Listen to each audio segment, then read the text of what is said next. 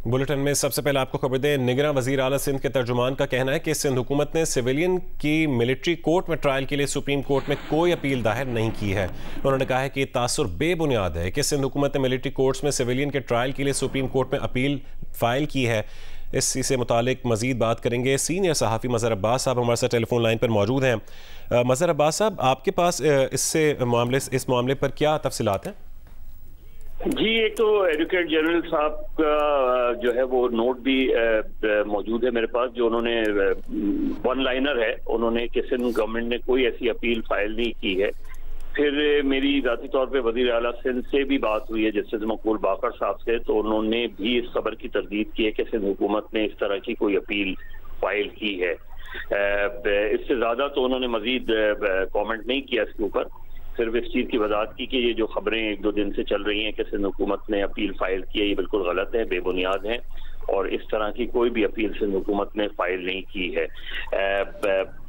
मेरे अपने ज़राए ये बताते हैं कि शायद सिंध हुकूमत पे ये दबाव ज़रूर था कि वो इस तरह की अपील फाइल करें, लेकिन उन्होंने फाइल नहीं की सिंध हुकूमत ने। हमने पता है कि इससे पहले जो खबरें चल रही थी कि वफाकी हुकूमत ने भी और खैबर पख्तूनख्वा बलूचिस्तान हुकूमत ने भी इस तरह की अपीलें फाइल की हैं, लेकिन आज सुबह वज़ीर आला के तर्जुमान ने भी और खुद वज़ीर आला साहब ने भी इसकी तरदीद। तो मज़हर साहब, 2 रोज़ पहले ये खबर आई थी कि सुप्रीम कोर्ट में अपील फाइल की गई है सिंध हुकूमत की जानिब से, और एक नोटिफिकेशन भी सर्कुलेट कर रहा था। जी, उन्होंने तो अभी मुझे जो मेरे पास जो उनका एडवोकेट जनरल का है वो बिल्कुल वन लाइनर है, और उसमें उन्होंने इसी रेफरेंस के हवाले से, मिलिट्री कोर्ट अपील के हवाले से उन्होंने ये वाज़े तौर पे जो है वो लिखा है कि इस तरह की कोई भी अपील सिंध हुकूमत की तरफ से फाइल नहीं की गई। सही, ठीक है मज़हर साहब, बहुत शुक्रिया। इसी से मुतालिक बात करेंगे। हमारे साथ जियो न्यूज़ की नुमाइंदा मरियम नवाज़ भी मौजूद है। मरियम, कहेगा कि 2 रोज़ पहले खबर आई थी कि सिंध हुकूमत ने सुप्रीम कोर्ट में अपील दायर की थी, जबकि अब उसकी तरदीद आ गई है, तो आपके पास क्या इन्फॉर्मेशन है? सिंध हुकूमत की जानिब से एक दरख्वास्त थी जिसकी कि कॉपी भी जो है वो हमारे पास मौजूद है। इसको दायर किया गया था सुप्रीम कोर्ट में, और दायर उस वक्त करने के लिए लाया गया जब अदालती वक्त खत्म हो चुका था, और फिर अगले रोज यानी ऑटोमेटिकली उसे दायर हो जाना था। लेकिन जब सोशल मीडिया पे इस बात की जो है वो ज्यादा इस मामले की डिस्कशन होने लगी, तो उसके बाद सिंध हुकूमत की जानिब से जुम्मे को ही इस बात की तरदीद होने लगी थी, और अब बाकायदा एडवोकेट जनरल ऑफिस ने इसकी तरदीद की है कि उन्होंने सुप्रीम कोर्ट में सिविलियंस के अदालतों में ट्रायल से मुतालिक फैसले के खिलाफ कोई अपील दायर नहीं की है। इससे पहले सिंध हुकूमत की जो अपील की कॉपी है उसके अंदर जो एक वकील है बैरिस्टर जांजेब अवान, उनकी जानिब से ये दरख्वास्त दायर की गई थी। एडवोकेट जनरल ऑफिस की तरफ से वाकई कोई अपील यहाँ पर नहीं थी, लेकिन जब भी सिंध हुकूमत या किसी भी हुकूमत की जानिब से कोई अपील दायर की जाती है सुप्रीम कोर्ट में, तो उसमें जो सूबाई या वफाकी हुकूमत होती है उसके एडवोकेट जनरल ऑफिस या अटॉर्नी जनरल ऑफिस के कहने पर ही किसी वकील को भी इंगेज किया जाता है। तो इस जो दरख्वास्त की कॉपी है उसके मुताबिक बैरिस्टर जांजेब अवान के जरिए ये अपील जो है वो दायर की गई थी, और उसमें उसी तरह की प्रेयर्स जो है वो दरख्वास्तें शामिल थी जो कि बाकी तमाम जो सूबों की तरफ से और वफाक की जानिब से दरख्वास्तें अपीलें दायर की गई हैं उनके अंदर है। लेकिन अब सिंध हुकूमत इसकी तरदीद कर रही है, और उनका ये कहना है कि किसी भी तरह की कोई इंट्रा कोर्ट अपील फौजी अदालतों में सिविलियंस के ट्रायल के फैसले के खिलाफ सुप्रीम कोर्ट में दायर नहीं की गई है। ठीक है, बैरिस्टर जांजेब अवान की जानिब से पहले ये अपील दायर की गई थी, लेकिन अब ये तरदीद आ गई है कि तर्जुमान सिंध वज़ीर आला सिंध का कहना है कि सिंध हुकूमत ने सिविलियन के मिलिट्री कोर्ट में ट्रायल के लिए सुप्रीम कोर्ट में कोई अपील दायर नहीं की है। बहुत शुक्रिया मज़हर अब्बास साहब और मरियम नवाज़ आपका भी।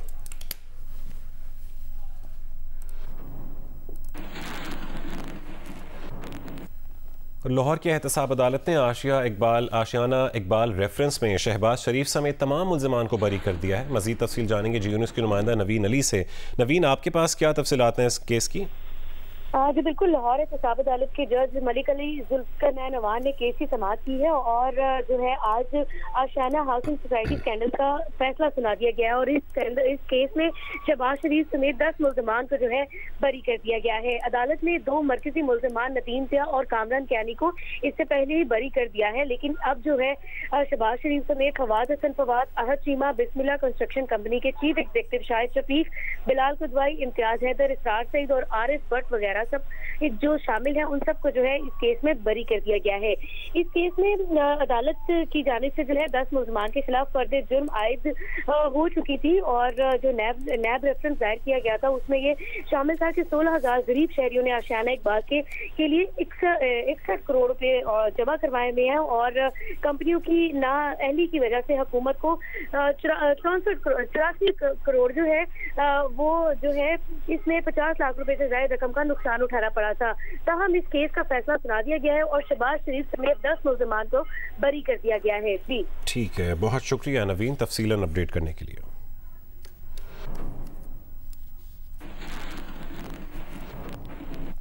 यहाँ आपको बताएं, पाकिस्तान में अमरीकी सफ़ीर डोनाल्ड ब्लूम ने जाती उमरा में नवाज शरीफ से मुलाकात की है। नवाज शरीफ से मुलाकात में दोनों ममालिक के बाहमी ताल्लुकात की अहमियत पर जोर दिया गया। एलामी के मुताबिक मुलाकात में पाकिस्तान की सियासी मुआशी सूरत हाल के बारे में तबादला ख्याल किया गया। नवाज शरीफ ने ख़ास तौर पर मुख्तलिफ अमरीकी रहनुमाओं से अपनी मुलाकातों का अहवाल सुनाया। उन्होंने कहा कि तमाम अमरीकी रहनुमा पाकिस्तान और अमरीका के दरमियान ताल्लुकात की अहमियत को तस्लीम करते हैं। मुलाकात में आम इंतखाबात की तैयारियों के बारे में भी तबादला ख्याल किया गया। दोनों ममालिक के दरमियान पुख्ता और मुस्तहकम शराकत दारी की अहमियत का एतराफ़ भी किया गया। अमरीकी सफ़ीर ने नवाज शरीफ के साथ अमरीकी तरजीहात पर बात की। डोनाल्ड ब्लूम ने अमरीकी सफ़ीर से मुलाकात के दौरान खुशगवार और खुले अंदाज में गुफ्तगू पर नवाज शरीफ का शुक्रिया अदा किया है।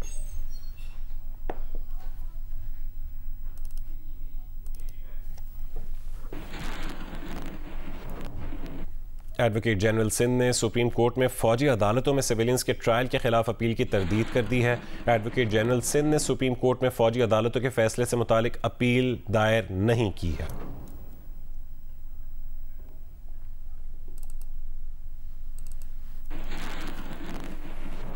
दीगर खबरें शामिल करते हैं। इकबाल टाउन लाहौर में पुलिस ने एक डॉक्टर के घर में घुसने वाले 6 डाकुओं को मुकाबले में हलाक कर दिया है। डाकू ने अहले खाना को यरगमाल बना रखा था। तफसीलात बताएंगे अहमद फराज। हम इस वक्त इकबाल टाउन में मौजूद हैं और यहाँ पर पुलिस और डाकुओं के मबैन एक मुबैना मुकाबला में 6 डाकू मारे गए हैं। जी फुरकान साहब, ये बताएंगे क्या वाकया क्या हुआ है? 6 डाकू इंटर हुए हैं डॉक्टर साहब के घर में। इन्होंने पहले से रैकी की हुई थी और इन्होंने खुद को पेंट वाला जाहिर किया है। इनकी बेटी ऊपर थी, उन्होंने फौरन 15 की कॉल की, इन्होंने रिस्पॉन्ड किया यहाँ पे आके। फुरकान बिलाल SSP CI वो हमसे बात कर रहे थे। उनका ये कहना था कि 6 के 6 डाकू जो है वो मार दिए गए हैं और कुछ किस्मती से किसी का भी जानी नुकसान नहीं हुआ है, ना पुलिस वालों का ना ही इन घर में जो मौजूद थे। उनका ये कहना है कि इन डाकुओं से भारी तादाद में असलहा भी बरामद हुआ है। जी फ़ज़ाई आलूदगी की रोकथाम के लिए पंजाब हुकूमत के हुक्म के तहत आज लाहौर समेत पंजाब के 10 अजला में स्मार्ट लॉकडाउन जारी है। स्मार्ट लॉकडाउन के तहत तमाम तालीमी इदारों में छुट्टी है, जबकि सुबह 3 बजे तक तमाम मार्केटें, कारोबारी मराकज़ और जिम बंद रहेंगे। दूसरी जानिब स्मार्ट लॉकडाउन के बावजूद लाहौर दुनिया का आलूदा तरीन शहर रहा। रिपोर्ट करेंगे उम्मे फरवा। फ़ज़ाई आलूदगी की रोकथाम के लिए पंजाब हुकूमत के इक़दामात। लाहौर समेत पंजाब के 10 अजला में आज स्मार्ट लॉकडाउन जारी है। स्मार्ट लॉकडाउन के तहत तमाम स्कूलों, कॉलेजों और यूनिवर्सिटियों में छुट्टी है। दोपहर 3 बजे तक शाह आलम मार्केट, अकबरी मंडी, आजम क्लॉथ मार्केट, कैमरा मार्केट, हाल रोड, माल रोड और लिबर्टी मार्केट समेत दीगर तमाम कारोबारी मराकज़ और जिम, सिनेमा हॉल बंद हैं। अलबत्ता खाने पीने की अशिया वाली दुकानें और बेकरीज खुली हैं। पंजाब हुकूमत ने मास्क लगाने की पाबंदी भी आयद कर रखी है, ताहम इस पर अमल दरामद न होने के बराबर है।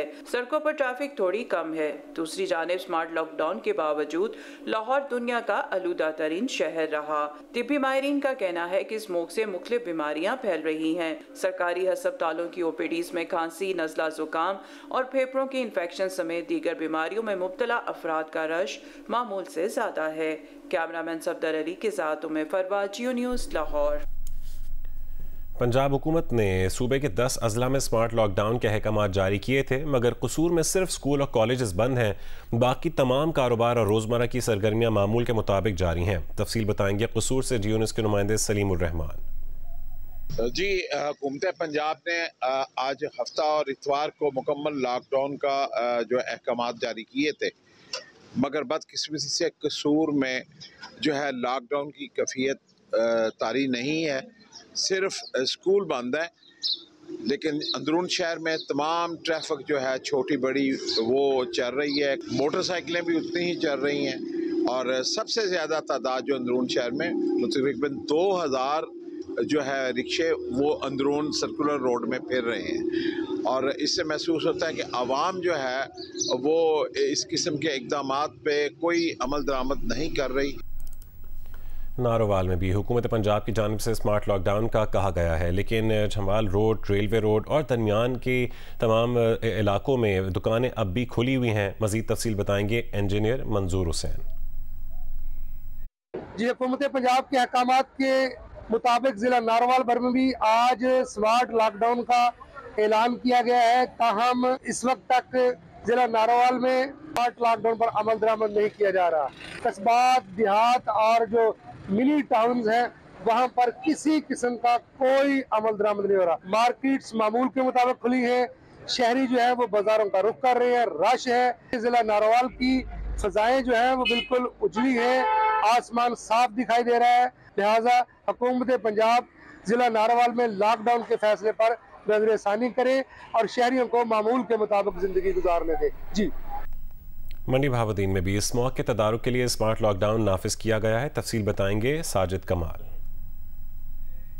जी बिल्कुल, हुकूमत पंजाब की जानिब से जो है वो स्मोक के तदारुक के लिए मंडी बहावुद्दीन में भी जो है वो आज स्मार्ट लॉकडाउन लगाया गया है। जिला भर के तमाम जो है वो निजी, सरकारी और निजी तालीमी इदारे जो हैं वो बंद है, जबकि मार्केटें भी जो है वो 3 बजे के बाद खोलने की हिदायत की गई है।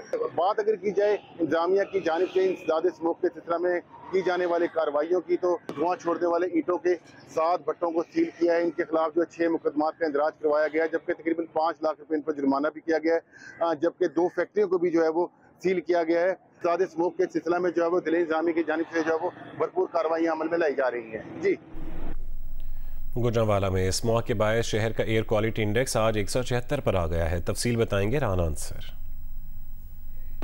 आज देखें, गुजरांवाला शहर में स्मोक का सिलसिला जारी है। स्मोक के खात्मे के लिए ज़िले इंतजामिया मुसलसल इक़दामात भी कर रही है, लेकिन एंटी स्मोक कार्रवाइयों के साथ साथ हुकूमत को चाहिए कि शहरियों को स्मोक से आगाही के हवाले से अब मुहिम भी चलाई जाए, क्योंकि जो शहरी स्कूलों के लिए घरों से नहीं निकले वो सड़कों पर गैर ज़रूरी तौर पर सफ़र करते हुए नज़र आ रहे हैं। फेस मास्क पहने हुए भी कोई शहरी नज़र नहीं आ रहा। डिप्टी कमिश्नर गुजरांवाला दफ्तर की तरफ से जो अदाद व शुमार जारी किए गए हैं वो कुछ ऐसे हैं कि वायोलेशन करने वाली छोटी बड़ी जो फैक्ट्रियाँ हैं उनको सील किया गया है, जिनको उनकी तादाद 515 हो गई है। 47 के खिलाफ मुकदमा दर्ज किया गया है। 1.25 करोड़ रुपए से जायद के जुर्माने भी आयद किए गए हैं। तो आलूदगी फैलाने वाली राइस मिल्स की इंस्पेक्शन और उनके खिलाफ कार्रवाई भी शुरू कर दी गई है। जी।